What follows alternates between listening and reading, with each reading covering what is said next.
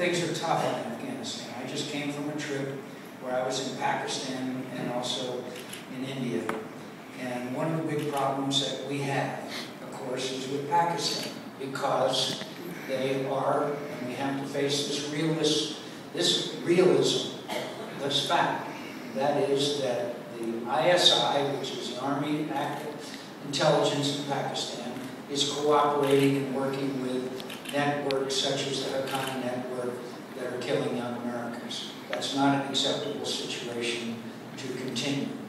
There are two factories that are making potassium nitrate, which a whole bunch of the IEDs are made in Pakistan. So we have to approach our relationship with Pakistan that it is unacceptable for us to have a situation continue where young Americans are being killed and wounded because of the activities of our so-called allies. It's a very complicated situation. I'd like to talk to you more about it if you'd like to have questions about it. Finally, let me just talk about the real reason why we are here. First of all, in case, the main reason why we're here. In case you missed it, there was a poll the other day that said 10% of the American people approve of Congress. Did you happen to see that? Did you happen to see that poll? Is there anyone here in that 10%? Please raise your hand. Thank you very much. God bless you, sir. Thank you. Thank you. Thank you. I'd like to shake your hand afterwards.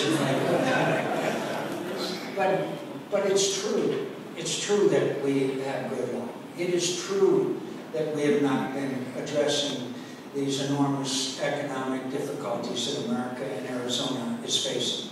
It is true that we should work more together cooperatively. But I also want to point out to you that for the first year and a half of President Obama's administration, they had 60 votes in the Senate, and they had overwhelming majorities in the House. And they passed a lot of legislation. They passed the TARP bill. They passed the stimulus bill, $787 billion. They passed Obamacare. They passed other spending programs. And things didn't get any better, my friends. They didn't. And last November, I ran for re-election, and the election was held, and the message of the American people was very clear. It was very clear, the mandate, because I traveled all over the state and here in Preston, and saying that we'll stop the spending that's mortgaging our children's futures. We cannot sustain the spending that we have embarked on. The deficit has gone from 10 to $14 trillion. It's 10.6 trillion to 14.3 trillion. You cannot keep that up. You can't keep it up. Unemployment's 9.1. There are 14 million unemployed Americans. The debt per person,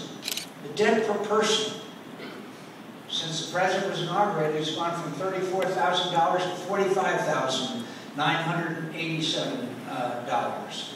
Our home values, this is what's especially true in Arizona, have gone from $193,400 to $169,000. That is not sustainable. And so, when I ran for re-election and I asked for your support last November of 2010, I said, I'll do everything I can to stop this hemorrhaging, to stop this spending. You know, I used to say that in Congress we spend money like a drunken sailor, but I never knew a sailor drunk or sober with the imagination of some of the things that we have spent your tax dollars on. So, what do we need to do?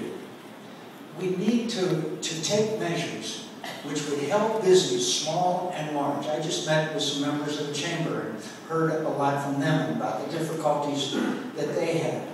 We need to unleash businesses. We believe that business creates jobs, not government. That business is what's the engine of our economy. So what's going on? We've got a business in America sitting on $1.5 trillion. And they're not investing that and creating jobs. And why are they not? Well, every one of them will tell you, small businesses here in Prescott will tell you, and large corporations will tell you, they don't know what's coming next. They don't know where the next regulation is. They don't know where the next thing that's coming down from Washington. They don't know where the next tax increase is coming from. And so they're holding back.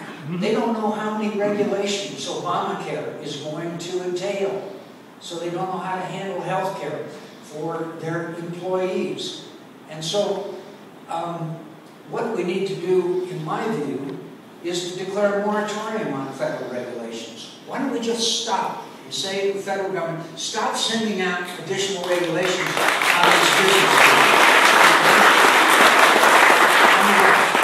Why don't we clean up the tax code? Why don't we cut the corporate tax code from 35 to 25, and give us 3 tax brackets, and eliminate all those loopholes. You know how big the tax code is? It's this high. Anybody here raise your hand if you understand the tax code? I don't. And clean it all up. Do away with these subsidies like ethanol and sugar and all of these special deals that have been carved out for special interests in the lobbyists in Washington, which I doubt if anybody in this room affords a lobbyist in Washington. And then businesses will be ready to invest. And finally, could I say there's $1 trillion that's kept by our corporations overseas. They won't bring it back because they want it taxed. They don't want to have it taxed. So why don't we declare a holiday on their taxes if they would agree to bring that money back and invest and hire? Okay? Is that I see, sir, you're shaking your head no, and I'll be glad to hear why. And I don't think it's a good idea to reward them. But tell me how else we can get this $1 trillion back, which would then help our chronic unemployment that we have. So what we need to do, in my view, is give business an optimistic outlook so that they can invest and hire. And that means small businesses particularly. I care about big corporations in America, but I care more about small businesses because they're the ones that really are the ones that do the hiring.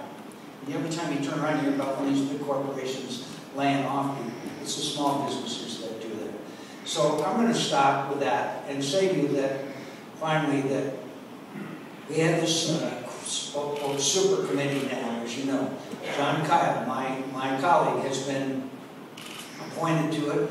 I'm sure his reward will be in heaven, not here on earth for that. But I hope that this committee can come up with something to cut the deficit, to cut the spending, to get our economy in order. And that's a lot to ask.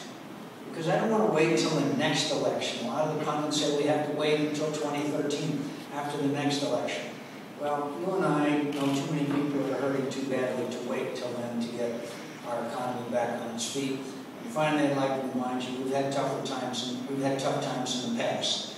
I remember in 1980, we had a high unemployment rate, we had high interest rates, we had a whole lot of problems. We had some Americans being held captive in Iran, and Ronald Reagan came to office, and the first thing he did, by the way, was cut taxes. Not raise taxes, cut taxes. And our economy began to recover, and we had one of the greatest job creations in the history of this country. I still believe in the innovation, the entrepreneurship of Americans, and I still believe that we can do it. But we've got to take some specific action for our children and our grandchildren's sake. And with that, I will stop. And sir, I'd like to hear from you first.